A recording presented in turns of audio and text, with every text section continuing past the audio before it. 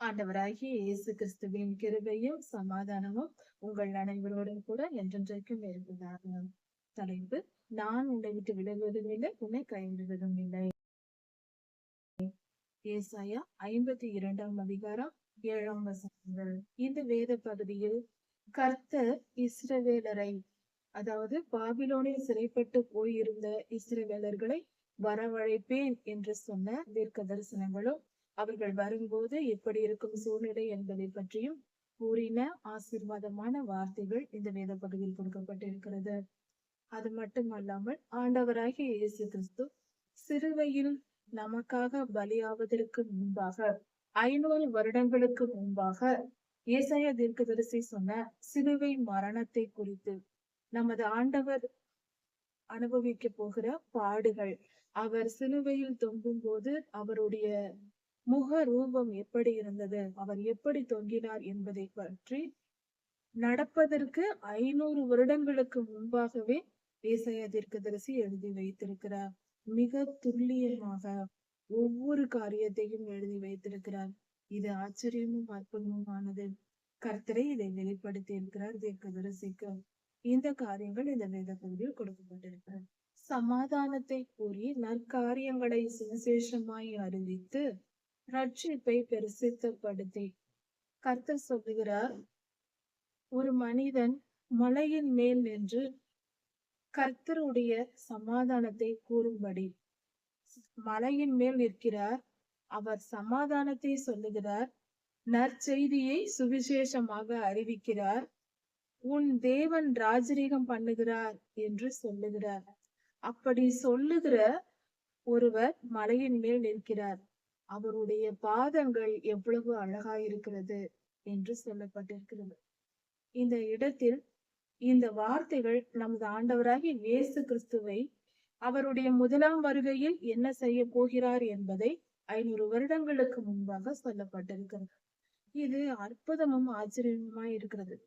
நமது ஆண்டவராகிய இயேசு கிறிஸ்து பிறந்த பின்பு மலையின் மேல் நின்றுதான் சுவிசேஷம் அறிவித்தார். ஜனங்களை அழைத்து மலை பிரசங்கம் செய்தது மலைகளின் மேல்தான் என்பது நமக்கு துல்லியமாய் தெரிந்த காரியம். இதை அதற்கு முன்பாகவே, நடப்பதற்கு முன்பாக, நூற்றுக்கணக்கான வருடங்களுக்கு முன்பாக ஏசாயா தீர்க்கதரிசி சொல்லுகிறார், நமது ஆண்டவராகிய இயேசு கிறிஸ்து பிறப்பார். அவர் மலையின் மேல் நின்று சுவிசேஷம் அறிவிப்பார், சமாதானத்தை கூறுவார், சுவிசேஷம் அறிவிப்பார், ரட்சிப்பை வெளிப்படுத்துவார். இது என்ன 3 காரியங்கள்?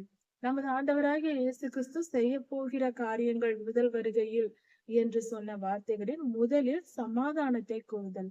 அவர் சமாதான பிரபுவாய் வருவார் என்று தீர்க்க தரிசனம் சொல்லப்பட்டிருக்கிறது. ஆண்டவராகிய இயேசு கிறிஸ்து மலையின் மேல் சமாதானத்தை கூறிதான் அவர் வாழ்ந்தார். அவர் நியாய தீர்ப்பை சொல்லவில்லை, சமாதானத்தை ஜனங்களுக்கு போதித்தார், சமாதானத்தை தான் செய்தார். ஏழைகளோடும் எளியவர்களோடும் அவர் சமாதானத்தை வெளிப்படுத்ததான் வந்தார்.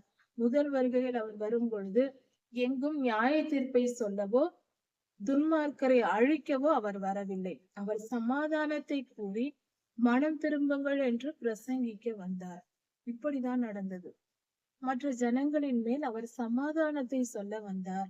மலை பிரசங்கத்தில் அப்படிதான் செய்தார். சகல ஜனங்களும் கர்த்தருடைய, அதாவது பிதாவாகிய தேவனுக்கும் மனிதர்களுக்கும் இடையில் சமாதானத்தை உண்டு பண்ணும்படியாக கர்த்தர் உங்கள் பாவங்களை மன்னிக்கிறார், மனம் திரும்புங்கள் என்று நற்செய்தி சொல்லதான் ஆண்டவராகிய இயேசு கிறிஸ்து வந்தார். அதை தான் இந்த தீர்க்க தரிசனமாக சொல்லப்பட்டிருக்கிறது.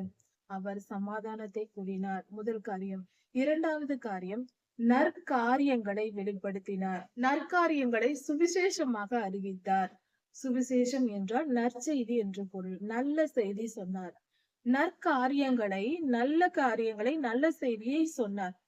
நல்ல காரியங்கள் என்று சொல்லும் பொழுது, மன திரும்புங்கள், கர்த்தர் உங்கள் பாவங்களை மன்னிக்கிறார், பிதாவாகிய தேவன் உங்கள் பாவங்களை மன்னிக்கிறார், உங்களுக்கு பாவ மன்னிப்பு கிடைக்க போகிறது. ஆதாமும் ஏவாளும் பாவம் செய்தார்கள் ஆதியிலே, நம்முடைய முற்பிதாக்கள் அவர்கள். அவர்கள் செய்த பாவத்தின் நிமித்தம் பூமி சபிக்கப்பட்டதாயிற்று. எல்லா மனிதரும் பரலோகத்திற்கு போக முடியாமல் பாவத்தில் கிடந்தார்கள். அக்னி கடலுக்கே பங்கடைய வேண்டிய சூழ்நிலை இருந்தது. ஆண்டவராய் இயேசு கிறிஸ்து பிறக்கவில்லை என்றால், அவர் தம்மை தாமே பாவ நிவாரண பலியாக, குற்ற நிவாரண பலியாக ஒப்பு கொடுக்கவில்லை என்றால் இதுதான் நடந்திருப்பது. பரலோகத்தை மனிதர்கள் நினைத்து கூட பார்க்க முடியாது. ஏனென்றால் பாவம் வந்து விட்டது நமக்குள். இப்படி இருக்க கர்த்தர் அவர் வந்து நற்செய்தி சொல்லுகிறார். என்ன நற்காரியங்களை சொல்லுகிறார். நான் உங்களுக்காக பலியாக போகிறேன், என் ரத்தம் உங்களை கழுவ போகிறது, நீங்கள் பரிசுத்தம் அடைந்து பரலோகம் போக போகிறீர்கள். அதுதான் நற்செய்தி. ரட்சிப்பு உங்களுக்கு வந்தது, உங்களுக்கு பாதுகாப்பு வந்து விட்டது. பாவத்திலிருந்து விடுதலையும், நீங்கள் மனம் திரும்பினால் பாவத்திலிருந்து விடுதலையாக்கப்பட்டு பரிசுத்தமாக்கப்பட்டு பரலோகத்திற்கு எடுத்துக் கொள்ளப்படுவீர்கள் என்ற வார்த்தையை நற்செய்தியாய் அவர் சொன்னார்.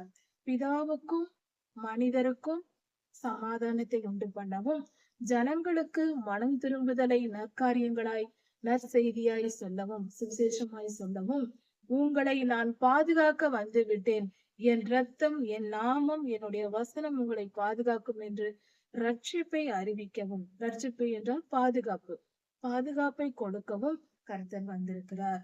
இந்த காரியங்களை தான் அவர் செய்தார். அவர் செய்த 3 காரியங்களும் இதுதான். அதை தான் இந்த இடத்தில் சொல்லப்பட்டிருக்கிறது. இப்படி அவர் செய்வார், மலையின் மேல் நின்று இந்த காரியங்களை செய்வார் என்று அவர் நின்று செய்யக்கூடிய இடங்கள் கூட, மலைகள் கூட சொல்லப்பட்டிருக்கிறது. இதில் என்னவென்றால் 2 காரியங்கள் இதில் கவனிக்க வேண்டும். கர்த்தர் மலை உபதேசம் என்று நாம் சொல்லுகிற உபதேசங்களை ஜனங்களை கூட்டி செய்ததும் மலைகளின் மேல்தான். ஊருக்கு வெளியே புறம்பான மலையில் ஜனங்களை வரவழைத்து அங்குதான் உபதேசித்தார். எந்த ஊருக்குள்ளும் தெருவுக்குள்ளும் எங்கும் அவர் சொல்லவில்லை. ஜனங்கள் கர்த்தரை தேடி வந்தார்கள். கர்த்தர் மலையில் நின்றுதான் பிரசங்கித்தார். அது அந்த காலத்தில் மைக் வசதி கிடையாது. மலையின் மேல் நின்று நாம் பேசினால் அந்த சத்தம் கீழே இருக்கிறவர்களுக்கு அதிகமாய் கேட்கும். அந்த சத்தம் பெருகி பெரிய சத்தமாய் எல்லோரிடத்திலும் போய் சேரும். அந்த ஒரு காற்றின் வாக்கினால் அது போல இருக்கும். அதை கர்த்தர் பயன்படுத்தி கொண்டார். அவர் எவ்வளவு பெரிய பூரண ஞானம் உள்ளவர் அல்லவா? காற்றை பயன்படுத்தி இப்படி பிரசங்கிக்க பயன்படுத்தி கொண்டார். ஜனங்கள் எல்லோரும் அமரும் இடமாகவும் அங்கு ஆயிரக்கணக்கான மக்கள் கூடினார்கள். அதற்கு தேவையான இடமும் இருந்தது. இப்படிதான் கர்த்தர் வரவழைத்து அவர்களை பேசினார், அவர்களுக்கு உபதேசித்தார். இது ஒரு காரியம். மலையின் மேல் உபதேசித்தார், அதையும் சொல்லப்பட்டிருக்கிறது. மலையின் மேல்தான் சிலுவையில் நமக்காக பலியானார், அதுவும் சொல்லப்பட்டிருக்கிறது. அவருடைய பாதங்கள் எவ்வளவு அழகானவை என்று. நமக்காக ஆணிகளால் அடிக்கப்பட்டு தம்முடைய ரத்தத்தை சிந்தின அவருடைய பாதங்கள் எவ்வளவு அழகானது.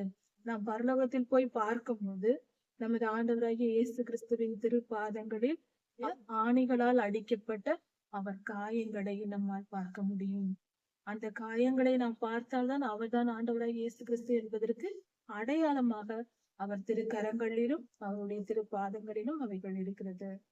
உன் ஜாமக்காரருடைய சத்தம் கேட்கப்படும், அவர்கள் திரும்பி வரும்போது அதை கண்ணார காண்பார்கள் என்று சொல்லப்பட்டிருக்கிறது. அப்படி என்றால் இஸ்ரவேலர்கள் பாபிலோனுக்கு சிறைப்பட்டு போயிருந்தார்கள். அவர்கள் அங்கிருந்து திரும்பி வரும்போது, எருசலேமுக்கு அவர்கள் வரும்போது ஜாமக்காரரின் கண்கள் அவர்களை பார்க்கும் என்று சொல்லப்பட்டிருக்கிறது. அவர்கள் திரும்பி வருவார்கள் இஸ்ரவேல் தேசத்திற்கு என்பதை உறுதிப்படுத்தும் விதமாக இந்த வார்த்தை சொல்லப்பட்டிருக்கிறது. அவர்கள் சத்தமாய் ஏகமாய், அதாவது கெம்பீரித்து பாடுவார்களாம், கெம்பீரித்து சத்தமிடுவார்களாம், ஜாமக்காரர்கள் கர்த்தருடைய ஜனங்கள் வருவதை பார்த்து என்று சொல்லப்பட்டிருக்கிறது. இது ஒரு பொருளா இருக்கிறது. இது நடந்து முடிந்து விட்டது. பாபிலோனில் இருந்து இஸ்ரவேலர்கள் புறப்பட்டு வந்து விட்டார்கள். இந்த காரியங்கள் எல்லாம் 2000 வருடங்களுக்கு முன்பே நடந்து விட்டது. ஆனால் இந்த வசனம் இன்றைக்கு இதன் பொருள் என்ன என்று சொல்லும் பொழுது, ஜாமக்காரர்கள் யார் என்பதை, இந்த காலத்திற்கு இதன் பொருள் என்ன என்றால், ஜாமக்காரர்கள் என்று சொல்லும் போது கர்த்தருடைய வருகைக்காய் காத்திருந்து ஜெபிக்கிற மக்கள், விழித்திருந்து ஜாமக்காரர் கூட்டம் என்று சொல்லப்படுகிறது வேதத்தில். விழித்திருந்து ஜெபித்து கொண்டு கர்த்தருடைய வருகைக்காய் காத்திருக்கிற கர்த்தருடைய ஜனங்களை குறிக்கிறது. நாம் எல்லாரும் கர்த்தருடைய வருகைக்கு காத்திருக்கிறோம், நாம் ஜெபித்து கொண்டிருக்கிறோம். நம்மை தான் இது குறிக்கிறது. அப்படி கர்த்தர் வரும் பொழுது, இந்த பூமிக்கு வரும் பொழுது நாம் எல்லோரும் சந்தோஷமாய் கெம்பீரித்து பாடுவோம். அவர் வரும் நேரம் ஜாமக்காரர் நேரம் என்று சொல்லப்பட்டிருக்கிறது. இதன் பொருள், இதில் ஒரு ஆழமான ஒரு பொருள் புதைந்திருக்கிறது. அது என்னவென்றால், ஜாமக்காரர் என்று சொல்லும் போது இரவு நேரத்தை குறிக்கிறது. ஜாமம் காக்கிறவர்கள் என்று சொல்வார்கள். இரவு நேரத்தை முதலாம் ஜாமம், இரண்டாம் ஜாமம், மூன்றாம் ஜாமம் என்று பிரிப்பார்கள். இப்படி அந்த நேரத்தை, ஒரு ஜாமம் என்பது சுமார் 2.75 மணி நேரம், அப்படி வரும், அந்த நேரம் வரும். இப்படி அவர்கள் அந்த நேரத்தை பிரித்து அவர்கள் ஜாமம் காப்பார்கள். இரவில் எந்தவித துன்மார்க்கரும் அந்த காலத்தில் நகரத்திற்குள் வராதபடிக்கு, ஊருக்குள் திருடர்கள் மற்றவர்கள் வந்துவிடக் கூடாது என்பதற்காக ஜாமக்காரர்கள் ஊரை காவல் காத்து கொண்டு இருப்பார்கள். இதைதான் சொல்லுகிறது. ஆனால் இந்த காலம் இரவு நேரம். அப்படி என்றால் இந்த பூமியில் கர்த்தருடைய வருகை என்பது எப்படி இருக்கும் என்றால், அது உபத்திரவ காலத்தின் மத்தியில் இருக்கும். உபத்திரவ காலமும் மகா உபத்திரவ காலமும் 2 காலங்கள் இருக்கிறது. இதன் இடையில் தான் ஆண்டவருடைய ரகசிய வருகை இருக்கும். அப்படி என்றால் இந்த உபத்திரவ காலம் என்பது இந்த பூமிக்கு 2 காலமாய் இருக்கிறது. இருள் மூடும் நேரம் இரவு நேரம் என்று சொல்வோம். அதே போல இருளின் சாயலான பொல்லாதவன் இந்த பூமியை ஆளுகை செய்கிற காலம் உபத்திரவ காலம். அவனுடைய ஆளுகை பெரிதா இருக்கும். இந்த உலக தோற்றத்திற்கு முன்பிருந்து இப்பொழுது வரைக்கும் இல்லாத காலம் அந்த உபத்திரவ காலம். கடைசி கால அதிக உபத்திரவம், அதிகமான மகா உபத்திரவ காலங்கள் வருகிறது. கர்த்தருடைய பிள்ளைகளுக்கு மிகவும் துன்ப காலமாய் இருக்கும். இதுவரை பூமி கண்டிராத அளவுக்கு அந்த காலம் வரப்போகிறது. அந்த காலத்தில் தான் இடையில் கர்த்தர் வருவார் என்பதற்கு இது ஒரு அடையாளம். ஜாமக்காரர்கள் கம்பீரிப்பார்கள் என்று சொல்லும் பொழுது உபத்திரவ காலத்தில், அதாவது இருண்ட காலம், அந்த இருளின் காலம், உபத்திரவ காலம் 3.5 வருடம், மகா உபத்திரவ காலம் 3.5 வருடம். இந்த இரவு நேர பொழுது என்பது இந்த 7 வருட உபத்திரவ காலத்தை குறிக்கிறது. இந்த இடைப்பட்ட அந்த நேரத்தில் 3.5 வருட உபத்திரவ காலம் முடிந்த பின்பு 7ஆம் எக்காலம் ஊத போகிற அந்த நேரத்தில், ஊதுவதற்கு முன்பாக ஊத போகிற போது கர்த்தருடைய வருகை இருக்கும். ரகசிய வருகை, எடுத்துக்கொள்ளப்படுதல் அப்பொழுது நடக்கும். இதைதான் இந்த இடத்தில் சொல்லப்பட்டிருக்கிறது. எருசலேமின் பாழான நகரங்களே, முழங்கி சந்தோஷமாய் இருங்கள் என்று சொல்லப்பட்டிருக்கிறது. எருசலேமின் பாழான இடங்கள் என்று சொல்லும் போது இன்றைக்கு நமக்கு பொருந்துகிற இடம். அந்த காலத்தில் எருசலேம் நகரத்தில் பாழான இடங்களில் இஸ்ரவேலர்கள் மீண்டும் பாபிலோனிலிருந்து மீண்டும் வந்து அவர்கள் எல்லாவற்றையும் ஆளுகை செய்து விவசாயம் செய்து தேசத்தை நல்லபடியாக செழிப்பாக்குவார்கள் என்ற பொருளில் சொல்லப்பட்டது. அது நடந்து முடிந்தது. இன்றைய காலத்திற்கு இது என்ன பொருத்தம்? எருசலேம் நகரம் என்று சொல்லும் பொழுது கர்த்தருடைய ஜனங்கள், உலகெங்கும் இருக்கிற கிறிஸ்தவர்கள், யூதர்கள், கர்த்தரை நம்பி இருக்கிற கர்த்தருடைய ஜனங்கள், இஸ்ரவேலர்கள், கிறிஸ்தவர்கள் என்று சொல்லலாம். இப்படிப்பட்ட ஜனங்கள் பாழாய் கிடக்கிறவர்கள். அப்படி என்றால் மிகுந்த துன்பத்திலும் உபத்திரவத்திலும் இருக்கிற திருச்சபைகள், ஜனங்கள் யாராயிருந்தாலும் அவர்களுக்கு அவர்களை கெம்பீரித்து பாடுங்கள் என்று சொல்லப்பட்டிருக்கிறது. சந்தோஷமாய் துதித்து பாடுங்கள், கம்பீரமாய் பாடுங்கள், இதோ கர்த்தர் வருகிறார். உபத்திரவத்தின் மத்தியில் ஆண்டவர் வரப்போகிறார். மகா துன்பத்தை அனுபவித்துக் கொண்டிருக்கும் பொழுது திடீரென்று அப்பா வருவார். 3.5 வருட உபத்திரவ காலம் முடிந்த பின்பு கர்த்தர் தம்முடைய ஜனங்களுக்கு ஆறுதல் செய்து மீட்டு கொண்டார். இது முதலாம் வருகையையும் குறிக்கிறது. முதல் வருகையை தான் ஏசாயா தீர்க்கதரிசி சொல்லி இருக்கிறார். அது இன்றைக்கும் நமக்கும் பொருந்துகிறது.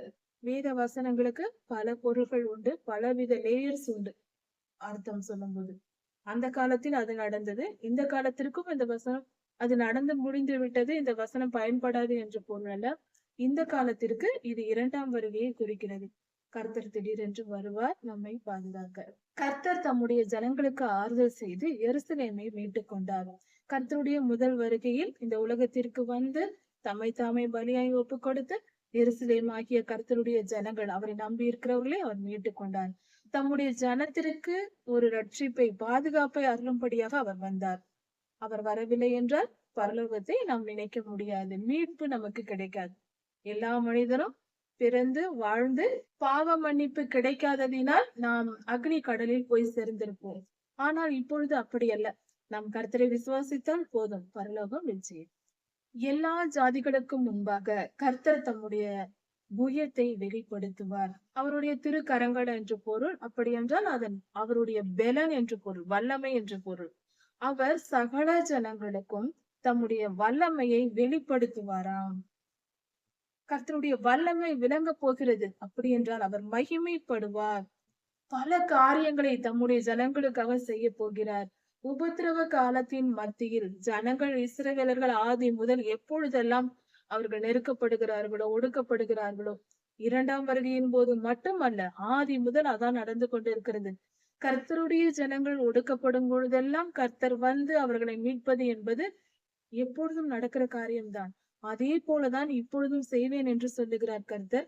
ஆனால் இந்த முறை நாம் உலகெங்கும் இருக்கிற இஸ்ரவேலர்களாகிய கர்த்தருடைய ஜனங்கள், ரட்சிக்கப்பட்டவர்களை குறிக்கிறது. அவர்கள் நாம் படுகிற துன்பங்கள் பெரிதாயிருக்கும். நம்முடைய காலத்தில் நாம் மிகுந்த பாடுகளை இந்த உலகத்தில் அனுபவிக்க நேரிடும். இப்பொழுதே அனுபவித்துக் கொண்டுதான் இருப்போம். இனியும் வருகிற காலமும் அதிகமாய் அப்படிப்பட்ட பாடுள்ள நாட்கள். கர்த்தரை துதிப்பதற்கும் ஆராதிப்பதற்கும் பலவித தொல்லைகளும் பலவிதமான பாடுகளையும் நாம் அனுபவிக்க நேரிடும். எல்லாவற்றிலும் உறுதியா இருக்க வேண்டும். கர்த்தர் வந்து நம்மை மீட்டுக் கொள்வார். பூமியின் எல்லைகளில் உள்ளவர்கள் எல்லாம் கர்த்தருடைய ரட்சிப்பை காண்பார்கள். இந்த வசனம் மிக துல்லியமாக இரண்டாம் வருகையை தான் குறிக்கிறது. பூமியின் எல்லைகளில் உள்ளவர்கள் எல்லாம், பூமி என்று சொல்லப்பட்டிருக்கிறது ஒரு தேசம் மட்டுமல்ல, உலகெங்கும் இருக்கிற எல்லா ஜனங்களும், தீவுகளிலும் பிற தேசங்களிலும் உலகெங்கும் இருக்கிற ஜனங்கள் எல்லோரிலும் நமது தேவனுடைய ரட்சிப்பை காண்பார்கள். இங்கு குறிப்பிட்ட தேவனுடைய ரட்சிப்பு என்று சொல்லப்பட்டிருக்கிறது. பிதாவாகிய தேவனுடைய பாதுகாப்பு, அதை நாம் பார்ப்போம் என்று சொல்லப்பட்டிருக்கிறது. பிதாவாகிய தேவன் நம்மை எப்படி பார்க்க போகிறார்? உலகெங்கும் இருக்கிற கர்த்தருடைய ஜனங்கள், தேவ பிள்ளைகள் பாதுகாக்கப்படுகிறார்கள். அப்படி என்றால் இது பெரிய காரியம் நடக்க போகிறது. பெரிய விதமாய், பெரியதாய் இந்த உலகத்திற்கு வரப்போகிறது. அதாவது ஒரு குறிப்பிட்ட இடத்தில் ஒரு பஞ்சம் வருவதோ, கொள்ளை நோய் வருவதோ, அது அந்தந்த தேசத்திற்குரிய நியாயத்திற்கு. உலகம் முழுவதும் மிகப்பெரிய துன்பங்களும் பாடுகளும் வரப்போகிறது. அப்படிப்பட்ட நேரத்தில் கர்த்தருடைய வல்லமை விலகும். அவர் புயத்தை வெளிப்படுத்துவாராம். அப்படி என்றால் கர்த்தர் அவ்வளவு துன்பம் வரும்போது இவர்கள் செத்தார்கள், கர்த்தருடைய ஜனங்கள் அழிந்தார்கள் என்று எதிரி நினைத்துக் கொண்டிருப்பான். நாம் நினைத்துக் கொண்டிருப்போம், நாம் எப்படி பிழைக்க போகிறோம், நாம் அவ்வளவுதான் என்று நினைக்கக்கூடிய சூழ்நிலை வரும். ஆனால் நாம் அப்படி நினைக்க கூடாது. ஏனென்றால் உலகெங்கும் இருக்கிற ஒவ்வொரு கர்த்தருடைய பிள்ளையும் விசுவாசத்தோடு இருக்க வேண்டும். எந்த நேரத்திலும் என்ன சூழ்நிலையை கவனிக்க கூடாது. எத்தனை சூழ்நிலைகள் வந்தாலும், சரீரத்தில் பாடுகள், உயிர் போகிற நிலைமை, மருத்துவரால் கைவிடப்பட்ட நிலை இருக்கலாம், அதை பற்றி எல்லாம் கவனிக்க கூடாது. மருத்துவர்களும் மனிதர்கள் தான். அற்புதம் செய்கிற நம் தேவன் ஒருவர் இருக்கிறார், அதனால் பயப்படக்கூடாது. யுத்தங்களில் செய்திகள் வருகிறது. அப்படிப்பட்ட யுத்தங்களும் நெருக்கடியான சூழ்நிலைகள் வரும்போதும் நாம் என்ன ஆவோம் என்று தெரியாது. அப்படிப்பட்ட நிலையிலும் நாம் விசுவாசத்தோடு இருக்க வேண்டும். நிச்சயம் தேவனுடைய ரட்சிப்பை நம்மால் காண முடியும் என்று இந்த வசனம் சொல்லுகிறது. நமக்கு தேவனுடைய ரட்சிப்பு, கர்த்தருடைய வல்லமையான புயம் நமக்கு வெளிப்படும்படியாய் கர்த்தர் மகிமையான காரியங்களை செய்வார். அவர் நாமம் புகழும்படியாய் செய்வார். அவரை நாம் புகழ்ந்து போற்றும்படியாய் நம்மை பாதுகாத்து அற்புத விதமாய் இதுவரை கண்டிராத, உலகம் கண்டிராத அற்புதங்களும் அடையாளங்களையும் கர்த்தர் நிகழ்த்துவார் என்பதே இதன் பொருள். இதுவரை கண்டிருக்க மாட்டோம். திடீர் என்று எத்தனை விதமான அற்புதங்கள், பாதுகாப்புகள், எல்லாரும் உலகமே ஆச்சரியப்படும். கர்த்தரை அறியாத மக்களும் பார்த்து ஆச்சரியப்படும் அளவுக்கு கர்த்தர் நம்மை பாதுகாப்பார். புறப்படுங்கள், அந்த இடத்தை விட்டு புறப்படுங்கள், அசுத்தமானதை தொடாதிருங்கள் என்று கர்த்தர் சொல்லுகிறார். இது ஒரு ஆசாரியனுக்கு சொல்லப்படுகிறது பழைய ஏற்பாட்டு காலத்தில். அப்படி என்றால் இன்றைய காலத்திற்கு இது கர்த்தருடைய எல்லா ஊழியர்களுக்கும் இது சொல்லப்படுகிற காரியம். கர்த்தரால் அபிஷேகம் பண்ணப்பட்டவர்கள் புறப்படுங்கள் என்று சொல்லப்படுகிறது. அசுத்தமானதை தொடாதிருங்கள். அப்படி என்றால் பரிசுத்தமாய் இருந்து கொண்டு நம்முடைய செயல்கள், நம் நினைவுகள், சிந்தனைகள் எல்லாவற்றிலும் பரிசுத்தமாய் இருந்து கர்த்தரால் அபிஷேகம் பண்ணப்பட்ட கர்த்தருடைய பிள்ளைகள் எல்லோரும் கர்த்தருக்கு காத்திருந்து புறப்பட்டு போங்கள் என்று கர்த்தர் சொல்லுகிறார். இது நம்முடைய பாதுகாப்புக்காக கர்த்தருடைய ஊழியர்களை குறித்து கர்த்தர் சொல்லுகிற காரியம். கர்த்தருடைய பாத்திரங்களை சுமக்கிறவர்களே, அதன் நடுவில் இருந்து புறப்பட்டு உங்களை சுத்திகரித்துக் கொள்ளுங்கள். கர்த்தருக்கு ஊழியம் செய்து கொண்டிருக்கிற ஜனங்களே, நீங்கள் புறப்படுகிற நேரம் வந்தது. கர்த்தருடைய ஊழியர்களுக்கு கடைசி நேரத்தில் ஒரு வேலையை வைத்திருக்கிறார். அதனால்தான் புறப்படுங்கள். நம் இடத்தை விட்டு புறப்படக்கூடிய ஒரு நிலை வரும். நாம் தங்கி இருக்கிற இடங்கள், நாம் செய்ய வேண்டிய செயல்கள் இதுவரை செய்தது அல்ல. புதிய காரியங்களை நாம் செய்ய போகிறோம். கர்த்தருடைய ஊழியர்கள் என்று பொருள். இது எல்லோரும் உலகெங்கும் இருக்கிற ஜனங்கள் கூடி கர்த்தருடைய ஊழியர்கள் சேர்ந்து செய்ய வேண்டிய சில காரியங்கள் உண்டு. அதை கர்த்தர் வழி நடத்தி செய்ய வைப்பார் என்பது இதன் பொருள். நீங்கள் தீவிரித்து புறப்படுகிறது இல்லை. நீங்கள் ஓடி போகிறவர்களைப் போல நீங்கள் ஓடி போவதில்லை. கர்த்தர் உங்கள் முன்னே போவார். இஸ்ரவேலின் தேவன் உங்கள் பின்னே காக்க வல்லவராயிருக்கிறார். அதாவது நமது ஆண்டவராகிய இயேசு கிறிஸ்து நமக்கு முன்னே சென்று நாம் அவர் பின் தொடர்ந்து போவோம். பின்னால் நம்முடைய பிதாவாகிய தேவன் நம்மை காப்பார். புறப்பட்டு ஓடி எல்லாம் போக மாட்டோம். முன்னால் ஆண்டவராகிய இயேசு கிறிஸ்து, பின்னால் பிதாவாகிய தேவன். எப்படிப்பட்ட பாதுகாப்பு! பொதுவாக இதை சொல்லும் பொழுது இந்த யானையை பற்றின ஒரு நினைவு வருகிறது. யானைகள் காட்டில் சுதந்திரமாய் இருக்கிற மலை பிரதேசங்களில் இருக்கிறவர்கள் இதை அறிவார்கள். மலை பிரதேசங்களில் பார்க்கும்போது சில நேரங்களில் ஊருக்குள் கூட வரும். பக்கத்தில் இருக்கிற கிராமங்களுக்கெல்லாம் வரும். அந்த யானைகள் வரும்பொழுது குடும்பமாக கூட்டமாக தான் வரும். தனியாக வராது, குடும்பமாக வரும். அப்படி குடும்பமாக யானை வரும் பொழுது முதலில் பெரிய யானை வரும், கடைசியில் ஒரு பெரிய யானை வரும். அந்த யானை குட்டிகள் எல்லாம் நடுவில் தான் வரும். இப்படி தன் குடும்பத்தை பத்திரமாய் பாதுகாத்து செல்லும். இந்த யானை கூட்டத்திற்கு இருக்கிற இயல்பு, பொதுவாக மனிதர்கள் கூட குடும்பமாய் நாம் வெளியே சென்றால் ஆண்கள் முன்னாக செல்வார்கள், பிள்ளைகள் பெண்கள் பின்னால் வருவது ஒரு வித பழக்கம்தான் எந்த காலத்திலும். அதே போல யானை கூட்டமும் செய்யும். ஏனென்றால் அது முழு பாதுகாப்பு. முன்னால் இருந்தும் பாதுகாத்து போகும் வழியை காட்டி வழி நடத்தி செல்வது குடும்பத்தை, பின்னால் இருந்தும் பாதுகாப்பது. இப்படிதான் யானைகள் செய்யும். அது போல கர்த்தர் நம்மை அப்படியாக பத்திரமாய் பாதுகாத்து நம்மை வழி நடத்தி செல்வார். நம்முடைய பாதுகாப்பு எந்த அளவுக்கு பெரியதா இருக்கிறது! முன்னால் ஒரு தேவதூதரை அனுப்பலாம், பின்னால் ஒரு தேவதூதரை அனுப்பினால் போதும் அல்லவா? அவரே இறங்கி வருகிறார். குமாரன் இறங்கி முன்னால் வழி நடத்தி செல்ல, பிதாவாகிய தேவன் பின்னால் காப்பாற்ற, அவர் அவ்வளவு முக்கியத்துவம் நமக்கு கொடுப்பதற்கு நாம் என்ன செய்தோம்? வெறும் மண்ணினால் செய்யப்பட்ட மனிதன். எவ்வளவு நம்ம நேசிக்கிற ஆண்டவர், நம் தேவன் எவ்வளவு அன்புள்ளவர் என்பது இந்த இடத்தில் புரிகிறது. தேவதூதரை அனுப்பலாம் அல்லவா நம்மை பாதுகாக்க. அவரே இறங்கி இதுதான் ஆச்சரியமா இருக்கிறது. வல்லமையுள்ள தேவதூதர்கள் எவ்வளவோ பேர் இருக்கிறார்கள். எத்தனையோ காரியங்கள் பரலோகத்தில் இருக்கிறது. அந்த தேவதூதர்களை அனுப்பி நம்மை பாதுகாக்கலாம், அப்படியும் செய்வார். ஆனால் சில நேரங்களில் அவரே இறங்கி வர வேண்டிய, அவர் எவ்வளவோ பெரியவர், அவரே இறங்கி பாதுகாக்கிறார் என்றால், ஒரு தாய் ஒரு மிகப்பெரிய ஒரு தேசத்தின் ஒரு ராணியாக இருக்கலாம், பிரதம மந்திரியா இருக்கலாம், ஒரு மிகப்பெரிய ஒரு பதவியில் இருக்கிற ஒரு பெண்ணாக இருக்கலாம். அவருக்கு ஒரு குழந்தை இருக்கிறது என்று வைத்துக் கொள்வோம். அந்த குழந்தைக்கு அந்த தாய் சோறு ஊட்டுவார்கள், பால் கொடுப்பார்கள். அந்த தாய் அந்த குழந்தையை பராமரிப்பார்கள். என்னதான் மிகப்பெரிய பதவியில் இருந்தாலும் என் பிள்ளையை நானே கவனிக்க வேண்டும், என் குழந்தைக்கு நான் ஆகாரம் கொடுக்க வேண்டும், என் குழந்தையை நான் பார்த்து வளர்க்க வேண்டும் என்று அவர்கள் கொஞ்ச நேரமாவது தன் பிள்ளையோடு இருப்பார்கள் அல்லவா?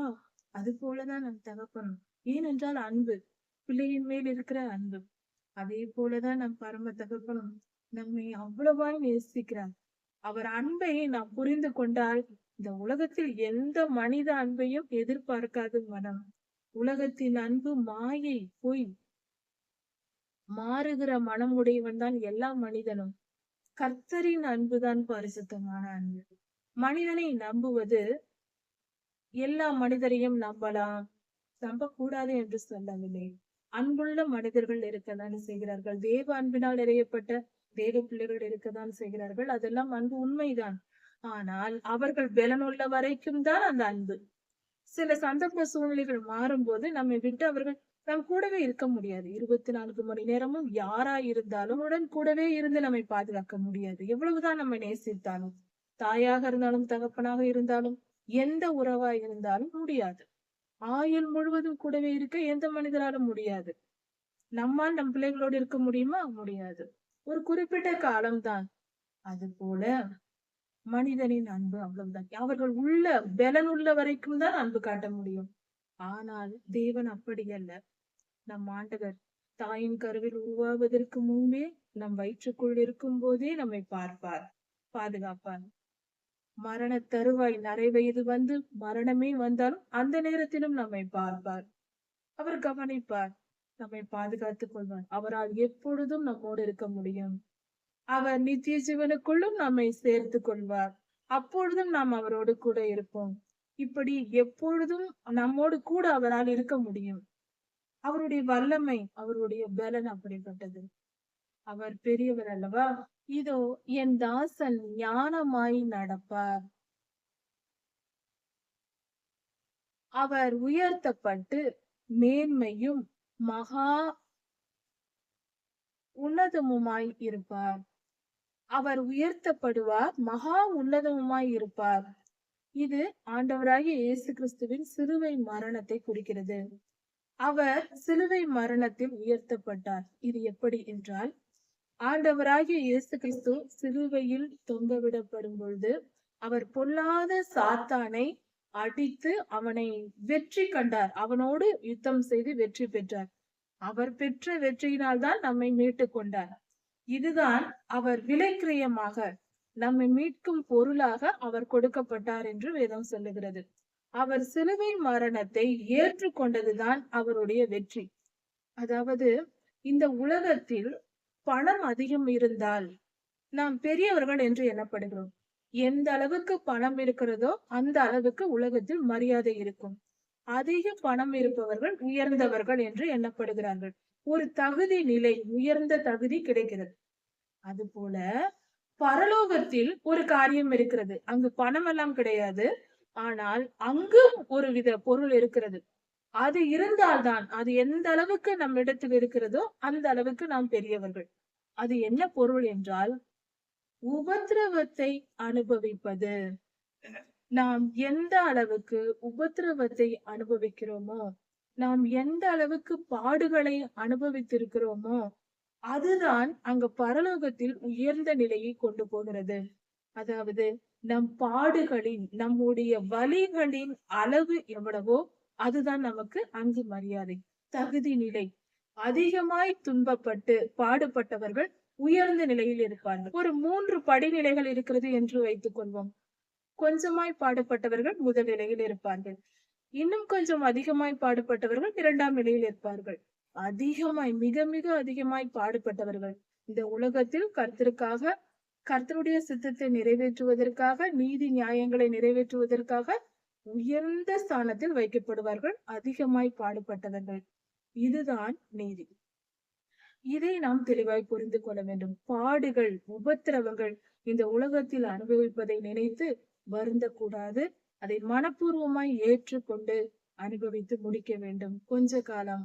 இந்த உலகத்தின் வாழ்க்கை புல்லை போன்றது. அது துன்பம் அனுபவிப்பதற்கும் தான், சீக்கிரம் முடிந்து போகும். நம் விடுதலை மிக சீக்கிரமாய் நமக்கு கிடைக்கும். இப்படி நமது ஆண்டவராகிய இயேசு கிறிஸ்து சிலுவையில் மரணம் அடைந்தது. அவர் தம்மை தாமே, தம் உயிரை அவர் கொடுத்தது உயர்ந்ததாய் இருக்கிறது, மிக மேன்மையாய் இருக்கிறது. அதுதான் அவரை உயர்த்தப்பட்டார் என்று சொல்லப்பட்டிருக்கிறது. அந்த உயர்ந்த நிலை அங்குதான் கிடைக்கிறது. மனுஷரை பார்க்கிலும் அவருடைய முக பார்வையும், மனபுத்திரரை பார்க்கிலும் அவருடைய ரூபமும் இவ்வளவு அந்த கேடு அடைந்தபடியினாலே அவரை கண்ட எல்லோரும் பிரமித்தார்கள். நமது ஆண்டவராகிய இயேசு கிறிஸ்து சிலுவையில் மரிக்கும் போது அவர் முகம் அந்த கேடு அடைந்திருந்தது. முகத்தில் அறைந்தார்கள், உமிழ்ந்தார்கள். அவர் கண்ணமெல்லாம் வீங்கி இருந்தது, முதுகெல்லாம் சவுக்கடி, தலையில் முள்முடி. இப்படி அவரை மனதால் நோக வைத்து, மிக மிக உடைத்து மிக மிகவும் அந்த இருதயம் சுக்குநூறாய் உடையத்தக்கதை பேசினார்கள். சவுக்கால் அடித்தார்கள். சரீரம் பிக்கப்பட்டு கிழிக்கப்பட்டது. சதைகள் துண்டு துண்டாய் வந்து கீழே விழுந்தது சவுக்கடியின் போது. இப்படியெல்லாம் கொடுமைப்படுத்தப்பட்ட போது அவரால் அழக்கூட முடியாது. சிலுவையில் அழக்கூட வாய்ப்பே இல்லை. அந்த அளவுக்கு ஒரு குறிப்பிட்ட நிலைக்கு மேலே போனால் அழ முடியாது சரீரத்தின் அந்த பாடுகள். அப்படிப்பட்ட ஒரு நிலையில் அவர் முகம் அந்த கேடு அடைந்திருந்தது. மிகவும் வேதனை உள்ளதா இருந்தது. அவர் முகம் அவ்வளவு அழகான ரூபம் உள்ளவர், மனித முகமா என்று சொல்லும் அளவுக்கு முகமெல்லாம் வீங்கி தசையெல்லாம் கிழிந்து தொங்கி ரத்தம் வடிந்து, அவருடைய தலையில் வைக்கப்பட்ட முள்முடி, அதை முள்முடியை சும்மா வைக்கவில்லை, முள்ளினால் அந்த பாலிசு என்ற முள்ளினால் அதை மிக நீண்டதாக இருக்கும் அந்த முள். ஒரு ஆணியை போல ஒரு 3 இன்ச் அளவுக்கு அந்த முள்ளின் நீளம் இருக்கும். அதை சுற்றி தலையில் வைத்து அதன் மேல் சவுக்கால் அடித்திருக்கிறார்கள். அது தலையில் நுழைந்த அந்த முள் கண்ணின் வழியாக, அவருடைய கண்களின் வழியாக வெளியே வந்திருக்கிறது. இப்படி கொடுமைப்படுத்தி இருக்கிறார்கள். அப்பொழுது அந்த முகம் எப்படி இருந்திருக்கும்? சிதைக்கப்பட்ட முகம். இப்படியாக கர்த்தரை துன்பப்படுத்தினார்கள். அதைதான் 500 வருடங்களுக்கு முன்பாகவே ஏசாயா தீர்க்கதரிசி எழுதி வைத்திருக்கிறார். அவருடைய முகம் அந்த கேடு அடைந்திருந்தது என்று. அவரை கண்ட அநேகரும் பிரமித்தார்களாம்.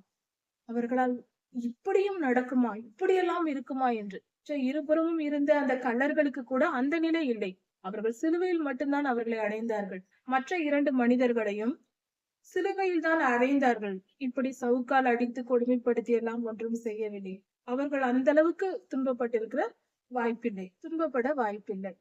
அப்படியே அவர் அநேகம் ஜாதிகளின் மேல் தெளிப்பார். தெளிப்பார் என்று சொல்லப்பட்டிருக்கிறது. சிலுவையில் கர்த்தர் எதை தெளித்தார்? ஆண்டவராகிய இயேசு கிறிஸ்து தம்முடைய திரு இரத்தத்தை அநேகம் ஜாதிகளின் மேல் தெளித்தார். அநேகம் ஜாதிகளுக்கு உடன்படிக்கையாய் இருக்கும்படி அவரது பாதத்தில் சிலுவையில் தொங்கிக் கொண்டிருக்கும் போது அந்த கொல்கதா மலையின் அடியில் தான் உடன்படிக்கை பெட்டி மறைத்து வைக்கப்பட்டிருந்தது ஒரு குகையில். ஆண்டவராகிய இயேசு கிறிஸ்து சிலுவையில் தொங்கும் போது பூகம்பம் வந்து நிலம் வெடித்தது. அவருடைய இரத்தம் நேரடியாக உடன்படிக்கை பெட்டியின் மேல் விழுந்தது. அதை இப்போது 40 வருடங்களுக்கு முன்பாக ராபின் ஒயிட் என்பவர் அதை கண்டுபிடித்து அதை எடுத்து வந்திருக்கிறார். அது லேபரட்டரியில் சோதனை செய்யப்பட்டு அது ஆண்டவராகிய இயேசு கிறிஸ்துவின் பரிசுத்த இரத்தம் தான். மற்ற மனிதர்களோ மிருகங்களோ அவர்களுடைய இரத்தமாய் இல்லை, இது வித்தியாசமான ஒரு இரத்தம் என்று சொல்லப்பட்டிருக்கிறது. இப்படி அவர் அநேகம் பேரின் மேல் உலகம் எங்கும் இன்று வரை நாம் கர்த்தரை விசுவாசிக்கிறோம் என்றால், விசுவாசித்த உடனே, கர்த்தரை நாம் ஏற்றுக்கொண்ட உடனே நம்மேல் அவருடைய ரத்தம் தெளிக்கப்படுகிறது. அந்த ரத்தம் எங்கு வந்தது? சிலுவையில் தான் அந்த ரத்தம் நமக்கு கொடுக்கப்பட்டது. அந்த சிலுவை மரணத்தை கர்த்தர் ஏற்றுக்கொள்ளாது இருந்தால் இது நடந்திருக்காது. அந்த ரத்தம் நமக்கு கொடுக்கப்பட்டிருக்க முடியாது. அந்த ரத்தம் சிந்துதலுக்காக தான் அவர் வந்தார். தன்னை பலியாக ஒப்பு கொடுக்கதான் அவருடைய வருகையே இருந்தது. முதல் வருகை. 2ஆம் வருகையில் வருவார், எல்லாவற்றையும் பழிவாங்க. அவர் நீதியின் சூரியன் அல்லவா? 2ஆம் வருகையில் இரத்த ஆறு ஓட போகிறது. ஆண்டவராகிய இயேசு கிறிஸ்து வந்த போது அவர் வருவார். அவர் வரும்போது குதிரைகளின் கடிவாளம் வரைக்கும் இரத்த ஆறு ஓடுமா. அது அவர் வருகையின் சுபாவம். 2ஆம் வருகையில் அவருடைய அவதாரம் அப்படி இருக்கும். முதல் வருகையில் மனிதர்கள் ஆடி பார்த்தார்கள், எவ்வளவுதான் அவரை கொடுமைப்படுத்த முடியுமோ செய்து பார்த்தார்கள். அதை மனப்பூர்வமாய் ஏற்றுக்கொண்டார் கர்த்தர். அதே போலதான் என்று கர்த்தருடைய பிள்ளைகளும் இருக்கிறோம். எத்தனை துன்பங்கள், எத்தனை பாடுகள், எத்தனை உபத்திரவங்கள் வந்தாலும் சகித்து கொண்டு, பொறுத்து கொண்டு, கொஞ்ச காலம்தான் என்பதை உணர்ந்து கொண்டு நாம் வாழ வேண்டும். கர்த்தருடைய சித்தம் இன்னதென்று அறிந்து, அவருடைய வார்த்தை என்ன சொல்லுகிறது என்று கவனமாய் இருந்து, யோசுவா 1ஆம் அதிகாரத்தில் சொல்லி இருக்கிறபடி கர்த்தருடைய வார்த்தையின் மேல் கவனமாய் இருந்தால் வெற்றி நிச்சயம். நீதியின் பாதையில் நடக்கலாம். கர்த்தருடைய வார்த்தை நம்மை போஷிக்கும். அவர் நிமித்தம் ராஜாக்கள் தங்கள் வாயை மூடுவார்கள். ராஜாக்கள் என்றால் என்ன? அவர்களுடைய அட்டகாசங்கள், அவர்களுடைய ராஜாக்கள் என்று சொல்லும் போது எந்த ராஜ்யமும் எந்த ராஜ்யத்தின் அதிபதியும் ஒன்றும் செய்ய முடியாத அளவுக்கு, கர்த்தருக்கு விரோதமாய் செயல்பட முடியாத அளவுக்கு கர்த்தர் பெரிய காரியங்களை செய்வார். உதாரணத்திற்கு 2 தேசங்கள் ஒன்றோடு ஒன்று சண்டை போடுகிறது என்று வைத்துக் கொண்டால், கர்த்தர் எந்த தேசத்தின் பக்கத்தில் இருக்கிறார்களோ, எந்த தேசத்தை கர்த்தர் ஆளுகை செய்கிறாரோ, அவர்களுக்கு நிச்சயம் வெற்றி உண்டு. அவர்கள் சிறியவர்களாய் இருந்தாலும், துன்மார்க்கரை கர்த்தர் கூட நின்று பரலோக சேனை வந்து அவர்களுக்காக யுத்தம் செய்து விடுவிக்கும். கர்த்தர் தம்முடைய ஜனங்களை காவல் காப்பார், ரட்சிப்பார் என்பதே இந்த வேத பகுதி. ஏனெனில் அவர்கள் தெரிவிக்கப்படாதிருந்ததை கண்டார்கள். இதுவரைக்கும் அவர்களுக்கு தெரியாத காரியங்கள், ராஜாக்களுக்கு தெரியாத காரியங்களை காண்பார்கள், அவர்களை பார்ப்பார்களாம். இதுவரைக்கும் அவர்களுக்கு சொல்லப்படவில்லை. இப்படியெல்லாம் நடக்கும் என்று அவர்களுக்கு தெரியாது. ராஜாக்களே ஆச்சரியப்படுவார்கள். இப்படி நடக்கிறதே, அப்படி நடக்கிறதே என்று. ராஜாக்கள் என்றால் சகலத்தையும் அறிந்தவர்கள். தேசங்களுக்கிடையே பலவித ரகசியங்கள், ரகசியமான காரியங்கள் பல இருக்கும். எல்லாம் தெரிந்து வைத்திருப்பார்கள். ஞானம் அதிகம் இருக்கிறவர்கள், சகலத்தையும் அறிந்தவர்கள். ஆனால் அவர்களே தெரியாமல் பிரமித்து பார்ப்பார்களாம். அப்படிப்பட்ட காரியங்களை கர்த்தர் செய்வாராம். அவர் செய்யும் காரியங்களை யாரால் சொல்ல முடியும்? கர்த்தர் பெரியவர், விசுவாசிப்போம், ஏற்றுக்கொள்வோம். கர்த்தர் மிகவும் நல்லவர். அவர் நமக்காக பலியானார், நம்மை மீட்டுக் கொள்ள. பலியானது முடிந்து போயிற்று. கர்த்தருடைய மரணம் முடிந்து போன செய்தி. அவர் 3ஆம் நாளே உயிர்த்தெழுந்து விட்டார். அவருக்காக துக்கம் கொண்டாடி கொண்டிருக்காமல், அவர் மரணம் அடைந்தார் என்று துக்கம் கொண்டாடி கொண்டிருக்காமல், அவருடைய 2ஆம் வருகைக்கு ஆயத்தப்படுவோம். சந்தோஷமாய், உற்சாகமாய் இருப்போம். கர்த்தர் நாமத்தின் நிமித்தம் அவர் பட்ட பாடுகளை நினைத்து, நாம் என்ன பாடுகளுக்குள் நாம் மாட்டியிருந்தாலும் அதை குறித்து கவலைப்படாமல் பக்தி வைராக்கியத்தோடு கர்த்தருடைய சேனையாக எழுப்பி நிற்போம். கர்த்தர் உங்களை ஆசீர்வதிப்பாராக. இதன் தொடர்ச்சியை அடுத்த செய்தி பார்க்கலாம். மாறனாக.